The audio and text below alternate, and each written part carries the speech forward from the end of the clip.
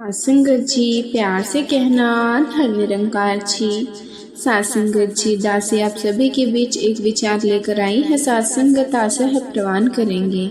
सासंगत जी अगर आप मेरे चैनल पर नए हैं तो चैनल को सब्सक्राइब करना ना भूलें और साथ ही कमेंट बॉक्स में धन निरंकार जी जरूर लिखें। सासंगत जी हे जिज्ञासु तुम्हारे डिमांड पर आज भी सासंगत फिर आ गए सासंगत कबीर साहब के दोहे का मतलब समझाने, लेकिन इस बार थोड़ा अलग अंदाज में, शायद ऐसे जैसे पहले कभी ना सुना हो सासंगत, जो बिल्कुल अकल्पनीय हो सासंगत जी, ताकि यह बातें सिर्फ ज्ञान बनकर ना रह जाए बल्कि अंदर तक असर करे। तो शुरुआत करते हैं सासंगत इस दोहे से। है जिज्ञासु कबीर साहब लिखते हैं कि मांगन मरण समान है, मत मांगो कोई भीख, मांगन से तो मरना भला, ये सद्गुरु की सीख। सासंगत जी मांगना केवल हाथ फैलाना नहीं है, मांगना आत्मा का गिर जाना है। कबीर यहाँ किसी साधारण भिक्षा की बात नहीं कर रहे हैं सासंगत जी, वो उस भीतर के गिरे हुए पन की बात कर रहे हैं जहाँ आत्मा अपना स्वरूप भूल जाती है सासंगत और हाथ फैला देती है सासंगत जी। लेकिन सासंगत जी प्रशंसा के लिए, प्रेम के लिए, आनंद के लिए, जबकि आत्मा स्वयं परिपूर्ण है सासंगत जी। वह सच्चिदानंद है, प्रेम उसका स्वभाव है, शांति उसका मूल्य है। मांगना एक भिक्षा नहीं सासंगत जी, एक आत्महत्या है। तुम हर दिन मांग रहे हो, कभी दूसरों की स्वीकृति, कभी समाज की सराहना, कभी रिश्तों में अपनापन।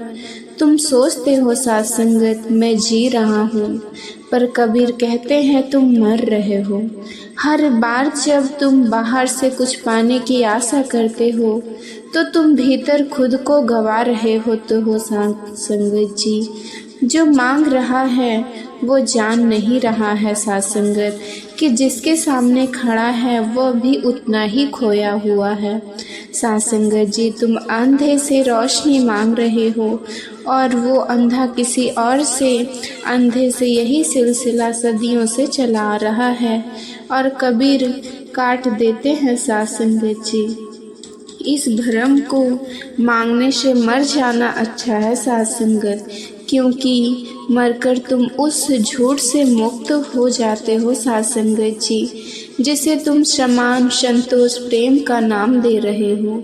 लेकिन वह सिर्फ भीख भी थी सासंगत। हे ब्रह्म स्वरूप अब क्या करना है? अब रुको, अपने आप को पूछो, क्या मैं जिंदा हूँ या एक भिखारी की तरह जी रहा हूँ सासंगत जी? अगर जवाब भीतर छुपता है तो वही चुभन तुम्हारा पहला जागरण है सासंगत जी। ये जानने के लिए कि जो तुम मांग रहे हो वही तो आत्मा के गुण है सासंगत। तुम अधूरे नहीं, तुम पूर्ण हो सासंगत। इसीलिए जो तुम मांग रहे हो वही तुम बन जाओ, फिर तुम्हें किसी और से मांगने की आवश्यकता नहीं पड़ेगी सासंगत। फिर तुम देने वाला बन जाओगे, खुद ब खुद देने वाला सासंगत जी। तुम्हें देना भी नहीं पड़ेगा, फिर भी तुम देते रहोगे। अब भी अगर तुमने मांगना बंद कर दिया तो तुम खुद को पा सकते हो सासंगत, वरना तुम पूरी जिंदगी संसार से मांगते रहोगे और अंत में खाली ही जाओगे सासंगत जी। हे दिव्य आत्माओं, फिर आगे कबीर साहिब लिखते हैं कि दुर्लभ मानुष जन्म है, देह ना बारंबार, तर पत्ते झरे बाहरी, लागे ना डाल है ब्रह्म। सासंगत जी स्वरूप संतो तुम्हारे ये शरीर एक साधारण शरीर नहीं है, ये सिर्फ कोई हड्डी, मांस और खून का ढांचा नहीं है सासंगत, बल्कि ब्रह्मांड ने खुद को एक बार फिर शरीर में बदल कर देखा है सासंगत कि क्या वो खुद को जान पाएगा। हर मनुष्य एक प्रयोग है साथ संगत, हर जन्म एक संभावना की शायद इस बार कोई पहचान ले खुद को कि शायद इस बार कोई खुद के पार चला जाए। लेकिन तुम इस प्रयोग को मजाक बना बैठे हो साथ संगत। तुमने जीवन को सिर्फ इच्छाओं की दुकान बना डाला है साथ संगत, और अब भी समझ नहीं रहे हो कि जो मिला है वो फिर कभी नहीं मिलेगा साथ संगत।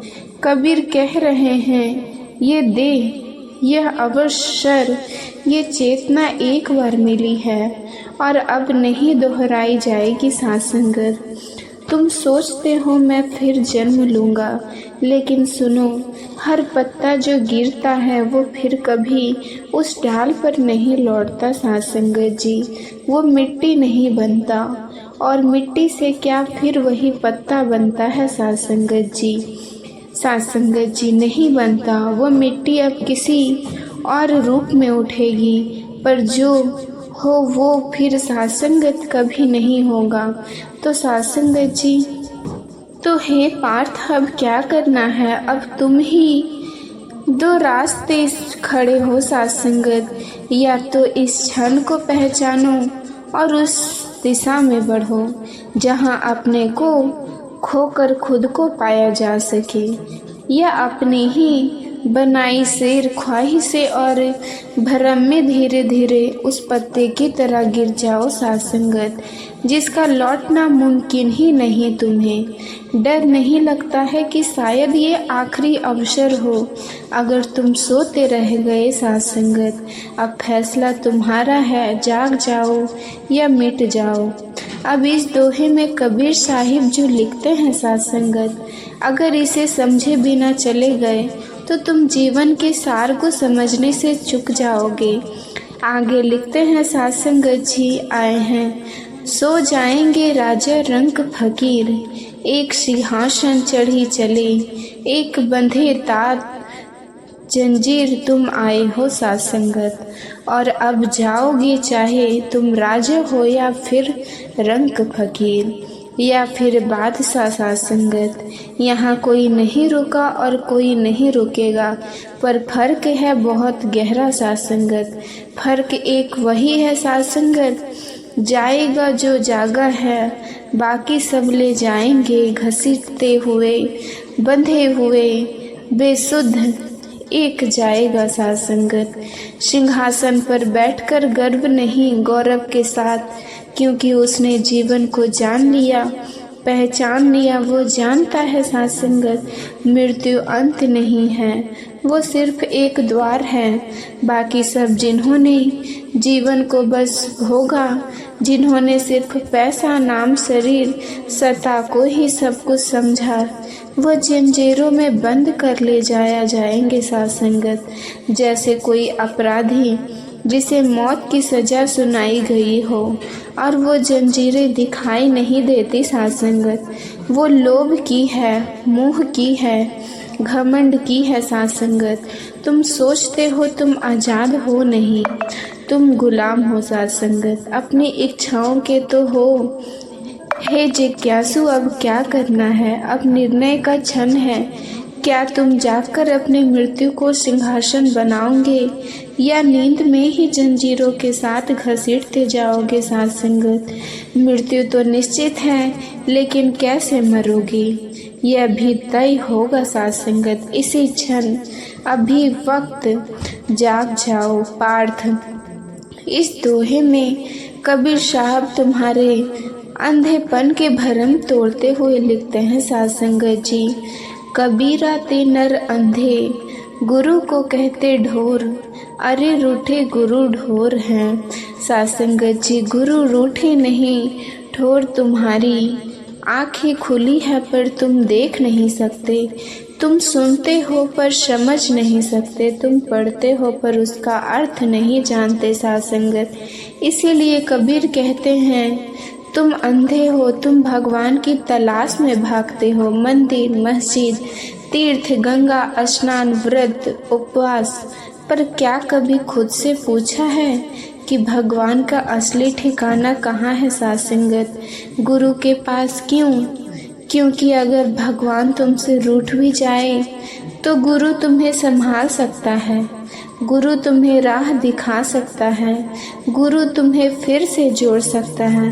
पर अगर गुरु ही तुझसे रूठ गया साथ संगत, तो तुम पूरी तरह खो जाओगे।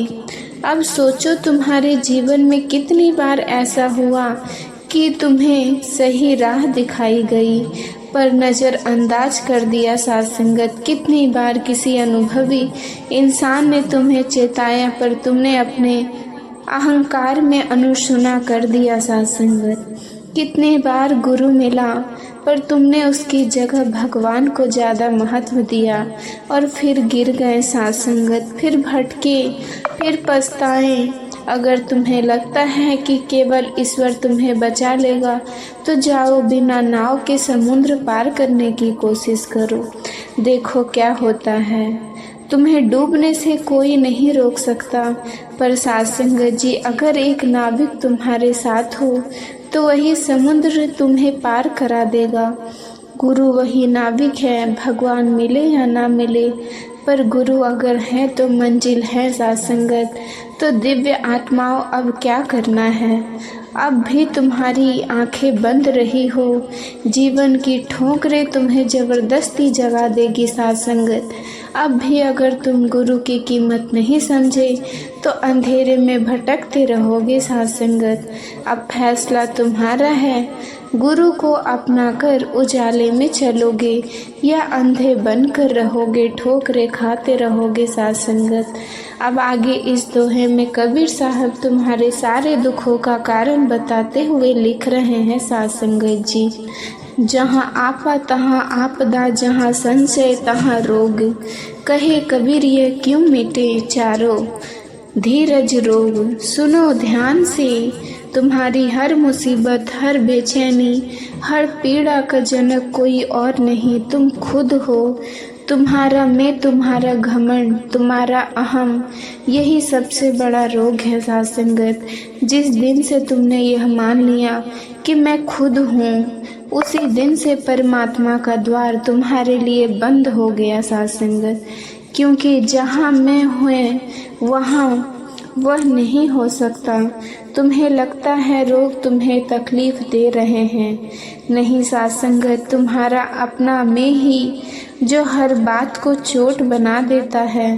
तुम्हारे भीतर एक तख्त है जिस पर तुम खुद को राजा मान बैठे हो, और जब भी कोई तुम्हारे इस ताज को हिलाता है साथ संगत, तुम दुखी हो जाते हो। फिर कबीर जी कहते हैं, जहाँ संचय है वहाँ परमात्मा कोई प्रवेश नहीं।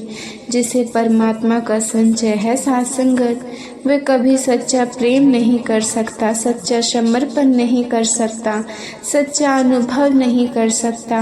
उसका जीवन बस अनुमान और डर बनकर रह जाता है साथ संगत। कबीर पूछते हैं, ये रोग मिटेंगे कैसे? तुमने उसे धैर्य नाम दे दिया है। धैर्य पर असल में ये तुम्हारी आत्मा की बीमारी है साथ संगत।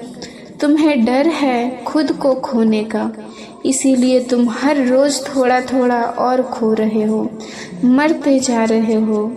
बिना जिए तो है साथ संगत, पाठ अब क्या करना है?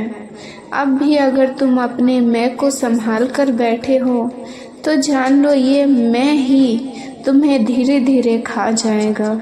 तुम्हें कोई और नहीं मिटा रहा साथ संगत, तुम खुद अपने ही भीतर से सड़ रहे हो। अब फैसला करो, गिरा दो साथ संगत जी मैं को, इस संचय को, इस जहर को, या फिर तैयार रहो भीतर से पूरी तरह गल जाने के लिए। या तो अभी मर जाओ साथ संगत और नए होकर जियो, या धीरे धीरे मरते रहो बिना कभी जिए। अब या तो जलो या जागो, बीच का कोई रास्ता नहीं बचा साथ संगत। अंत में अब इस दोहे में कबीर साहब तुम्हें साथ संगत जी गफलत की नींद से उठने का आदेश दे रहे हैं। वे लिखते हैं कि नींद निशानी मौत की, उठ कबीरा जा, रासानी छान के नाम रसायन लाग। तुम मरे हुए हो साथ संगत, बस तुम्हें खबर नहीं। तुम्हारी आंखें खुली हैं फिर भी तुम अंधे हो। तुम सांस ले रहे हो फिर भी मरे हो। तुम चलते फिरते हो, बोलते भी हो साथ संगत, हंसते भी हो, रोते भी हो, पर भीतर कुछ भी जिंदा नहीं है तुम्हारा साथ संगत जी।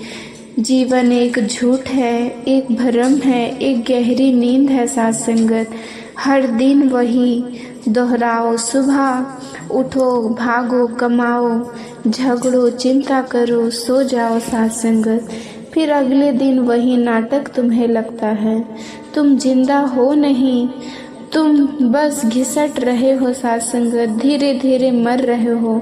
कबीर तुम्हें झकझोर रहे हैं, उठो, क्योंकि यह नींद आराम की नहीं मौत की है। ये आलस्य नहीं अंधकार है। तुम सोते रहोगे तो एक दिन ऐसे ही मर जाओगे, बिना यह जाने कि तुम कौन थे, बिना ये समझे कि तुम यहाँ क्यों आए थे।